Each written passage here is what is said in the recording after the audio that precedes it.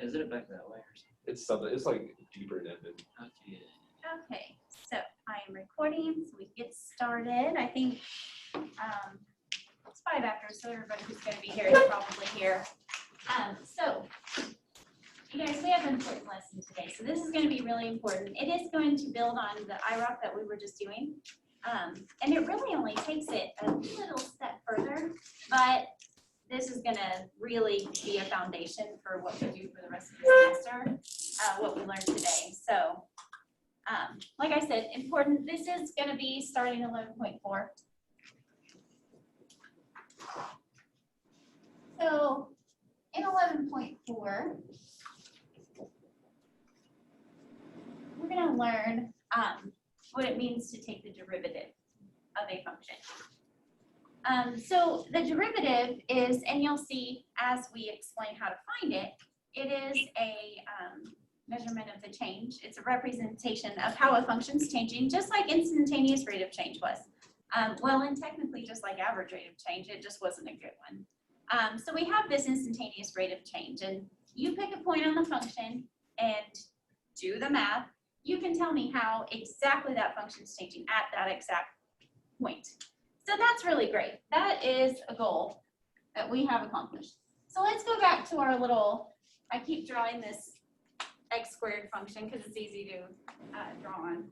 But let's say we've got this function, and I want to know that. I want to know the instantaneous rate of change at, let's say, this point. So let's say this point was x equals 1. I found the point. I plugged in 1 to get the output there. I found, let's see, what did I find? I found exactly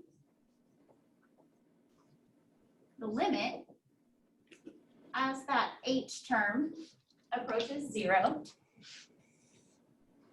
of f of, since x is 1, we're putting in 1 for a, so f of 1 plus h minus f of 1 over h. And we can't continue with this particular problem because I haven't given you a function equation for this. But that's how we solved it. And, you know, we had to go to this side. We have to find this. And we have to find this. We got to plug those in, cancel out h's. Finally, take the limit as h approaches 0, and we get this single number. And it was, remember, the slope of what we call the tangent line. So this is what we found. At this point where x equals 1, the function is moving in a direction that is represented by this slope. But remember, it only applies to that one single spot. Even if I moved over this much, the slope of the tangent line there would be different. So instantaneous rate of change is great, but if I want you to find this for multiple spots on the function, you're doing all of that multiple different times. And that's really time consuming and tedious. So we're going to find a better way today.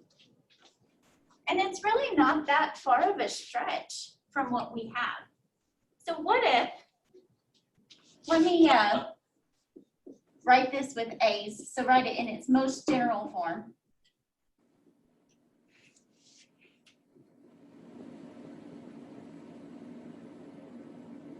All right, so that's our general form. We know the h is going to go to 0. We never plug anything in for h, so h is going to be there. We can't do anything about that. Let's talk about A. A is that point that you pick. What if instead I just don't pick a point? I just say, hey, can I make a general form that would apply to all x values on the function? And so if I don't pick a specific x equals 1 or x equals 2, why don't I just put an x in there? So what we would get from there is the limit as h approaches 0 of f of x, any x value, plus h, minus f of that same general x value over h. So it's not very different. It makes sense. When I put the x in there, it just means I don't really have a specific point in mind. I just want to know what it would be for any point on the function. You guys, so this is better, because I can do this one time, and you'll see that from there, after I do it one time, I can pick any point, plug it into a really simple calculation, and then I can have this rate of change for any point a lot faster. So this is important. This is the definition of the derivative of a function. So while derivative and instantaneous rate of change are very similar, they are calculating the same type of change. The derivative is a general form. So think about this as IROC, but in a general way at any given point. So this is what we're going to use, and hopefully you've used this enough that this won't be hard to remember, just sticking in an X for that H. And let me show you what this can do for us.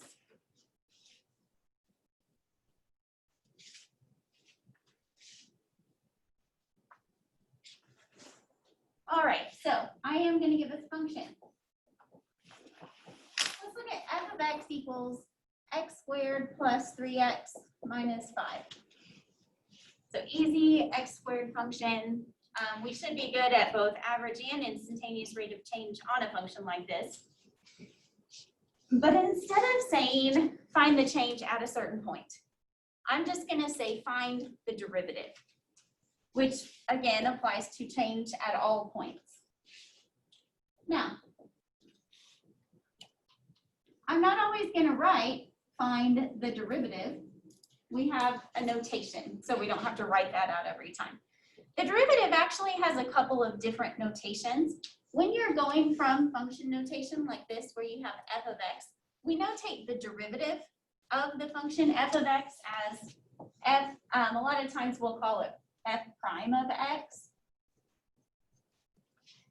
And it's a little, it's like an apostrophe here. It's not like a 1, it's just a little tick mark. But this says I want the derivative of the function. I use the word prime when I say it because we'll learn later on that there's actually a first derivative and a second derivative. And so prime just indicates we're finding the first derivative. So find the derivative, or I could write it like this. Either way, when I see that I'm looking for the derivative, I'm going to use this formula here. So let's write it down. Don't forget, you still have that limit in there.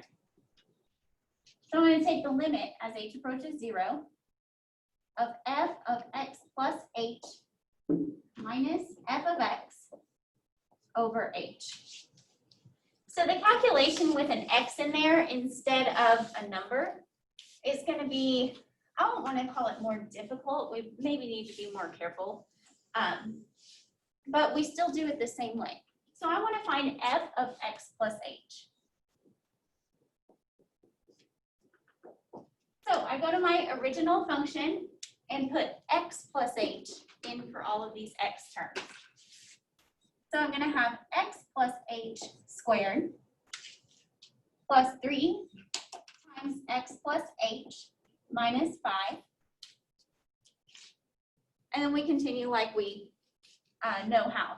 You guys, this is x plus h times x plus h. There's just going to be more variables, right? Because we don't know what x is. It's going to stay in the function. So we're here. Let's go ahead and FOIL out the x plus h. So we get x squared plus xh. So that's a different one. We have the two variables together. Remember, if we had an a value, let's say a was 1, that would usually be like 1h. But this is xh because it's general. You guys, we have another plus xh. And then we have plus h squared. Then we still have the plus 3x plus 3h. And we have minus 5. So we can put these two xh terms together and call it 2xh. So we can have x squared plus 2xh plus h squared plus 3x plus 3h minus 5. So when we're here, because we now have both x's and h's in this answer, there's a lot that's not going to combine like it used to. When we just had a number there, we got to combine a lot of constants together and we had less terms in this answer. You're going to have a lot of terms in this answer. So none of these combine together. So this long thing is f of x plus h. Now, the nice thing about this is, remember when we had f of a here, we actually had to go back and put in a to the function and find the value. We don't have to do that anymore because f of x is just this, right? No calculation necessary. This is already f of x.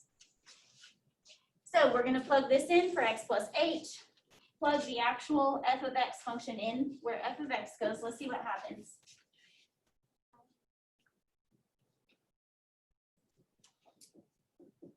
So I have the derivative, or f prime of x equals the limit as h approaches 0 of all of this first. Now, because your f of x term, that term that you're subtracting, has multiple terms in it, remember before it was always just a number. We really need to rely on our parentheses. So I'm even going to put f of x plus h in parentheses, just for consistency's sake. So x squared plus 2xh plus h squared plus 3x plus 3h minus 5. This is f of x plus h. I need space. Okay, minus the function that is f of x, the given function. In parentheses, I'll have the x squared plus 3x minus 5. So this is long. This is a lot longer as far as number of terms goes than the IROC calculation was. But the same thing that happened there with a bunch of things canceling out is going to happen here too. So you guys, with this parenthesis here, remember this means that this is really minus x squared and minus 3x, and it'll be plus 5. So as we look through for things that cancel, remember with the IROC I said everything that doesn't have an h in it should cancel out. That is still the case here. So look at your x squared term. I have x squared minus x squared. It's gone. Notice you have a plus 3x here, but you have a minus 3x here. So it's gone. Notice your minus 5 right here. Well, this turned into a plus 5. So those are gone. And what we're left with here is a top or a numerator that all has h's in it. So this is equal to the limit as h approaches 0. Let's see what's left. We've got a 2xh plus h squared plus 3h. That's all that's left. And we have the h on the bottom. So it's still working out fine, right? I can now take an h out of everything, so I get that denominator gone. So I'll take this one, this one, this one, and I'll take one of these. So let's see what's left over. We've got the limit as h approaches 0 of 2x plus h plus 3. That's all that's left.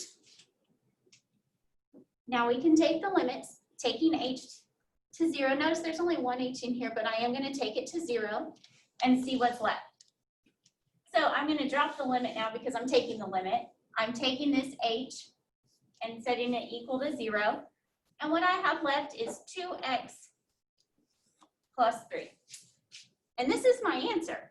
So remember, I didn't give a specific value for x. I left it in my formula, which means it makes sense that it would be here too. So this is a general form of the change throughout the function at any value of x that I pick. That's why the x is still in there. What if from here, I wanted to know, hey, what's the rate of change at x equals 1? And you'd be like, oh man, she picked a point. Now I got to go back to my IROC calculation and do all that again? Not necessarily, right? I just found an expression that explains the rate of change at any value of x. So if I want to now take that and say, hey, what's the rate of change at x equals 1? What do you think I'm going to do to find that? I'm going to stick a 1 in here, Right. right? So at x equals 1, this would be 2 times 1 plus 3. It would be 5. If I did an IROC calculation for this function at x equals 1, my answer would be 5. That would be the slope of that tangent line at that point.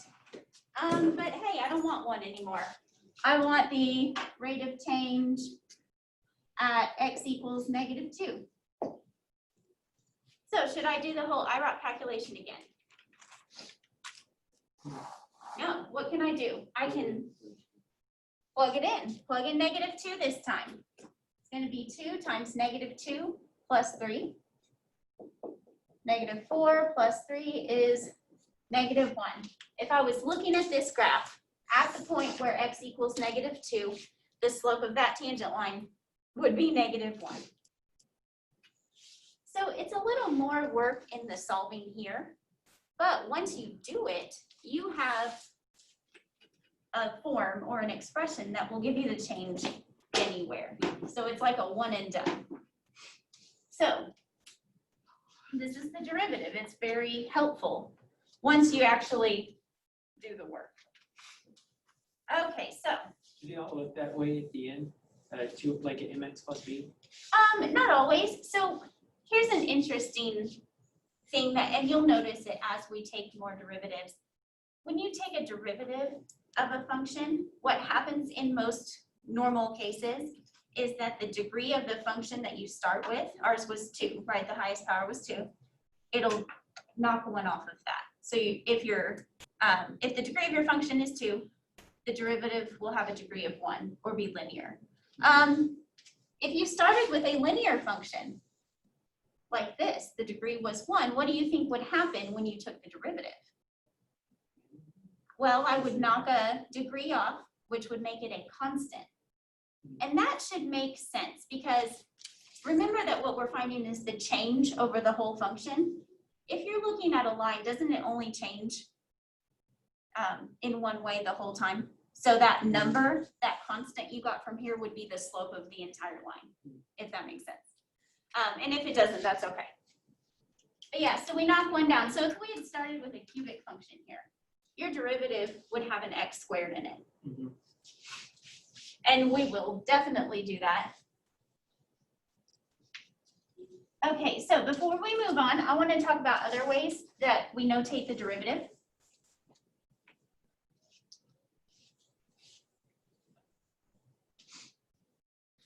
So we already had this one. We just use this one. That's a way. This is if you are in XY form, so not function notation, you're just looking at an equation with x's and y's. So instead of f of x equals, you have y equals something, I could ask for the derivative in a similar fashion. I could ask for y prime and just, it would look like that. Another way I could ask when you have a y equals is it's a ratio form.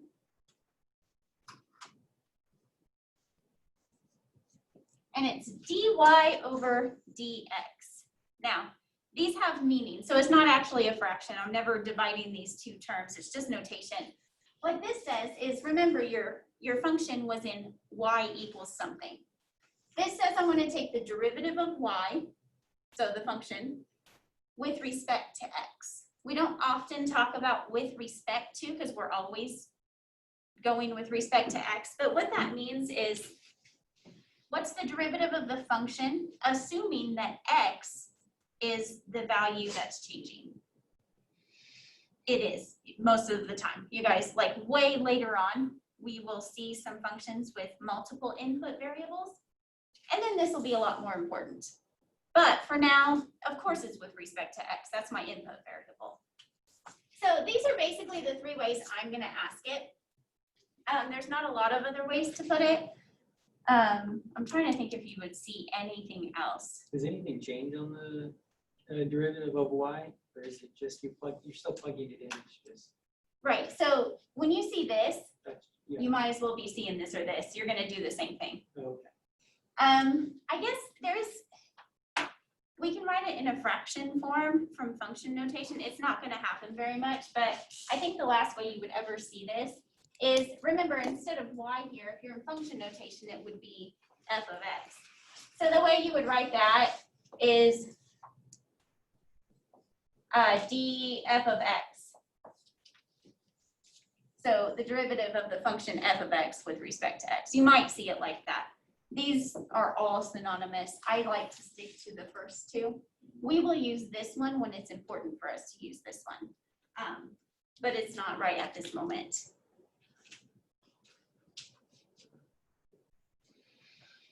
Okay.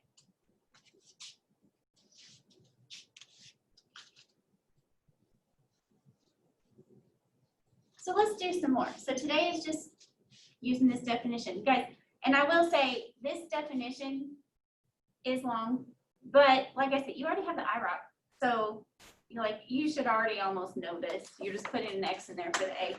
But you have to use it, and you have to be able to use it and solve all of that without error. Because the littlest error, like maybe you forget a parentheses and you don't, distribute a minus to something, then the wrong stuff cancels out.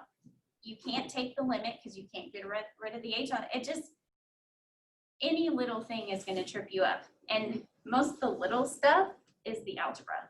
So really that's what we're looking at, is the algebra stuff. I had a question. Sure. And it's kind of off topic, but when it comes to testing, since it's online, I know that in the past, like sometimes you get in math, maybe you get the answer wrong, but you can see the work. So it's like, well, you almost got there, so you kind of get partial points. Is that not Yes. possible online? So it is going to be possible. So I love partial credit because if you do the work right, but you even sometimes how frustrating is it when you just copied the problem down wrong, but the problem you copied down, you got it perfect, I love partial credit. So MATLAB doesn't have you input your work, but I am going to have you do that. Not on so quizzes are pretty much just little straightforward. You just put in the answer, it's right or wrong. But for the exams, you will obviously take them on MATLAB, but you will also do your work on a separate sheet of paper and you will upload that to D2L or something. So I can look over. What I usually do is I pull up, say I'm reviewing your test. I'll pull up your test. Anything that you got wrong, usually I'll skim over the right answers just to make sure you're not getting right answers with zero work, but I'll click on your wrong answer and then I'll find that in your work and I'll see if you did some good work that I can give you points for. So yes, I like to do that. Math is, while it is definitely black and white, there's a lot of in between before you get to your black and white answer. So yes, let's do another one. Let's do a cubic function. You guys, I've been sticking with squares because the algebra is a lot easier and you'll see what I mean.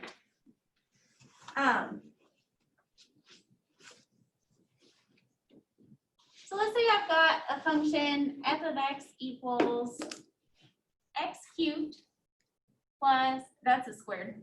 I'm so used to squares, guys. X cubed. Let's just make it as easy as we can. Plus 2. So notice there's only one x term. It's just the x cubed. This could be a lot worse.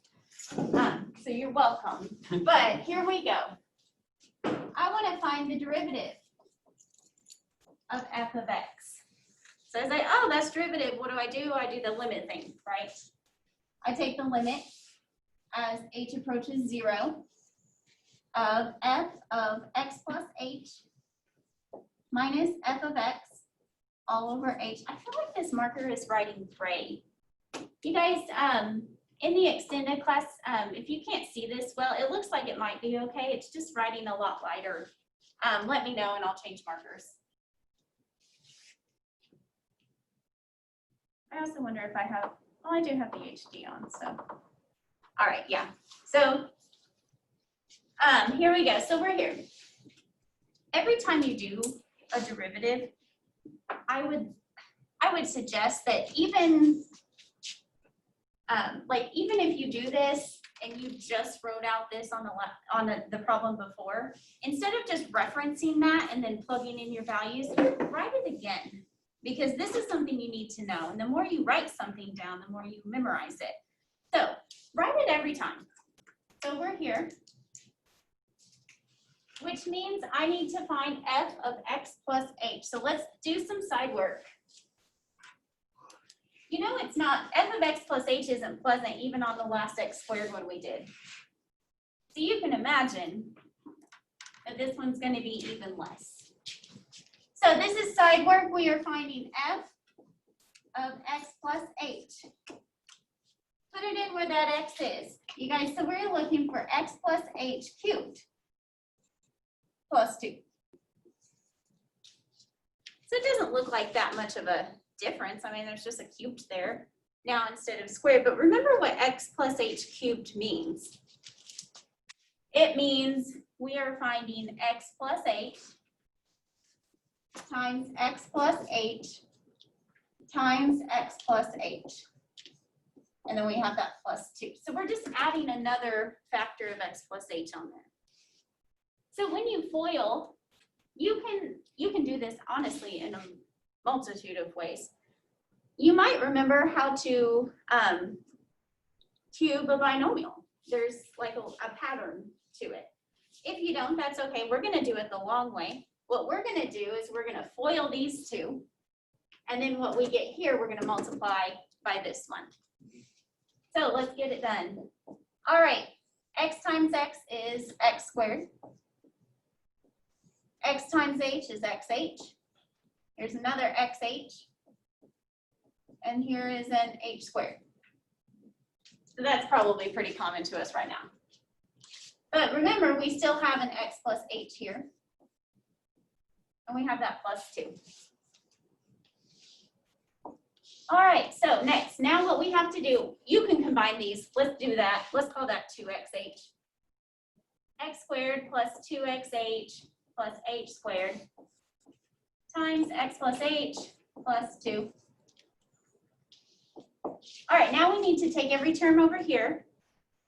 I didn't call that a 2. It's a 2. I said the word 2 and I didn't write the word 2. The word 2. The number 2. Okay. We have to take every term over here and multiply it by every term over here. So the easiest way is I usually start here and I say, okay, I'm going to take this x, I'm going to multiply it by all 3 of these, then I'll take the h and I'll do the same thing. So let's take this x, multiply it by all these terms. So x times x squared is x cubed. X times 2xh, that's going to be 2x squared h. Plus this will be x h squared. Make sure you know that like on these terms and these terms, this h is squared, but the x is not squared. And the x is squared here, but the h is not squared here. So just being careful.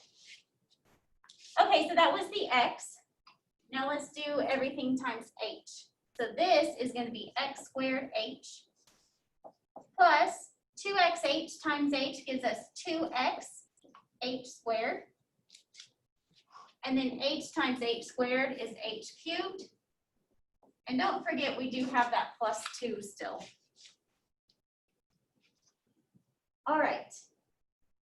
There are maybe 1 or 2 things we can combine to make this look better. So let's find them.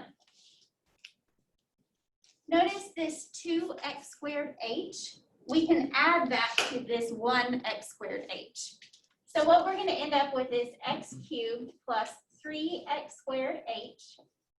So we took care of that, we took care of that, we took care of that. Notice we have an xh squared. I can add that to this 2xh squared. Now I have 3xh squareds. So those are gone. And then the plus h cubed, that's just the 1. So plus h cubed. And then the plus 2. Okay, we did it, guys. We found f of x plus h. We already know f of x. That's not going to be a big deal. So now we can go ahead and continue the problem. Like we haven't done a whole separate problem within this problem. Okay, so you guys, you can tell it's the algebra that's gonna get you, if anything does.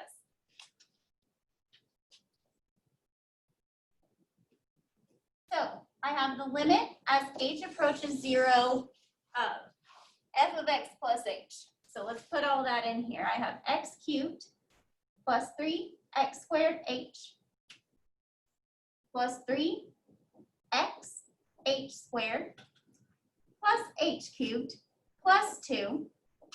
So there's f of x plus h. Don't forget your parentheses when you subtract f of x. So f of x is just x cubed plus 2. And on the bottom, we just have that h. I always think that h must be really strong because it's always holding up a lot of things, but that is a loser way to think, so never mind.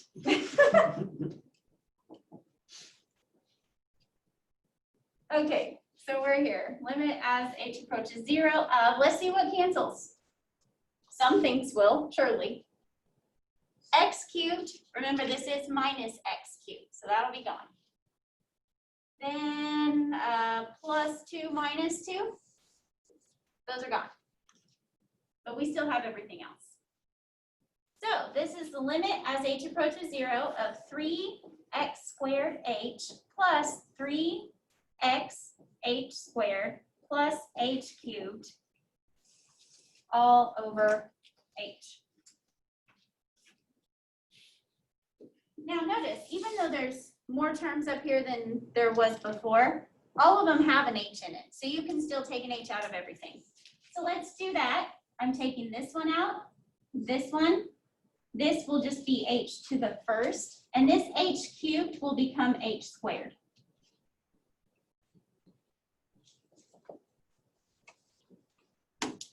So we don't have a fraction anymore. What we do have is 3x squared plus 3xh plus h squared. Okay, can we take the limit now? Absolutely. I don't have h on the bottom anymore. Now's the time to set h equal to 0 here. So if you do set h equal to 0 here, notice both of these terms, because they still have h's in them, are gone. Oh, I'm taking the limit. So what I find is all that is left is 3x squared. So we did it. And remember what I said about the degree going down 1 every time you take the derivative? Notice that that happened here. Your degree here was 3, and in our derivative, it's a 2. So it does work that way. That's one way you can maybe kind of check, make sure your answer looks like it should look. See, guys, this is definitely tedious. Can you imagine if I made that x to the 4th? How much different that would be, just one more power. If you know anything about binomial expansion, it might be a little easier, but it's definitely not something required. I actually love it, so I would love to teach you about it if I had time, maybe one of these days. So both of my blacks are kind of dead, but I'm afraid the other colors won't show up. I don't actually have a lot more to write though.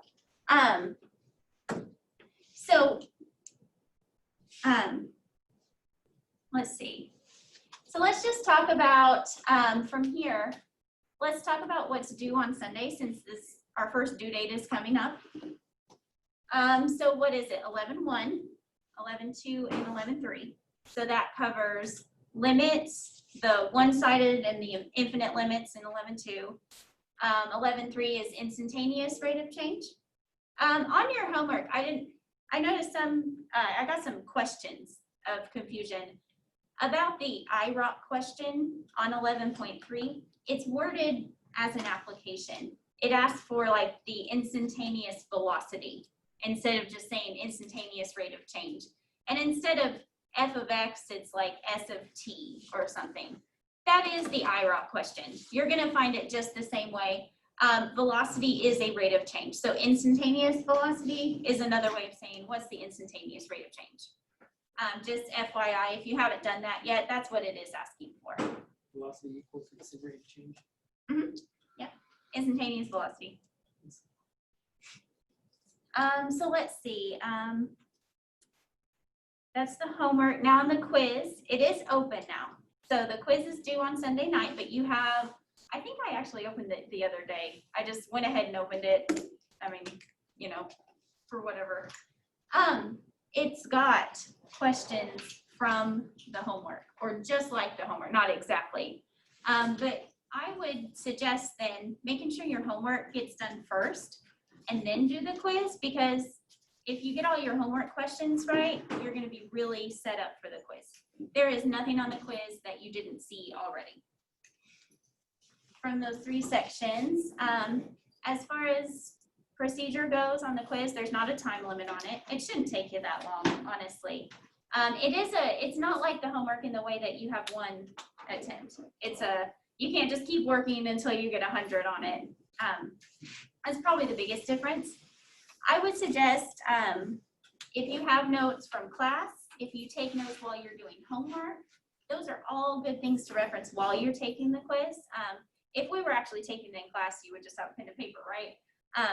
But you're at home, so I want to encourage use of notes, because if you're taking notes, then I'm just happy. And I want to reward you for that. I know that sounds silly, but taking notes is a big thing. Let's see. I would discourage you from using anything. There are tons of resources out there that can just do the problems for you. You know, maybe not looking at graphs and finding limits, that's a little harder, but there's a lot of programs that can do this for you, but you're not learning anything, right? And so the biggest thing I can say is just don't cheat yourself.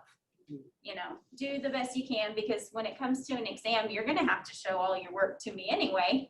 So you might as well know how to do it now.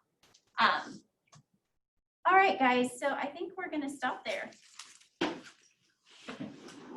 had a last minute class, and my next class is like gonna be across campus. One of the computers is broke somewhere, so I wanna give myself plenty of time to get there. Yeah, that's good. So yeah, remember, if you have questions, ask me, email me, we can do about it.